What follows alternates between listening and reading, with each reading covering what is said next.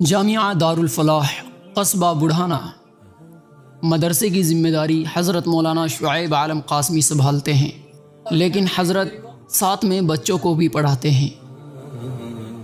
یہاں پر تقریباً 150 بچے دینی تعلیم کے ساتھ ساتھ دنیاوی تعلیم بھی حاصل کرتے ہیں۔ یہاں کے طالب علم اچھے سے انگلش بولنے کی صلاحیت بھی رکھتے ہیں۔ یہاں کے طالب علم اپنی پڑھائی پر دھیان دے سکے، اسی لیے بچے خود کپڑے نہیں دھوتے، بلکہ مدرسے کی طرف سے ایک دھوبی بچوں کے کپڑے دھوتا ہے۔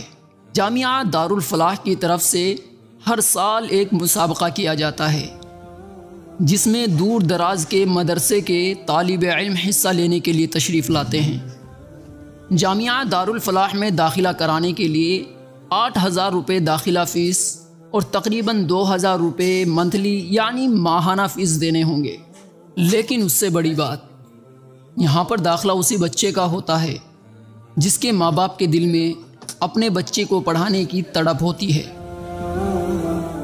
مدرسے کے اندر تقریباً 16 CCTV کیمرے لگے ہوئے ہیں، جن کے ذریعے بچوں کی نگرانی کی جاتی ہے۔ مدرسے کا ماحول بالکل صاف ستھرا اور خاموشی سے بھرا ہے۔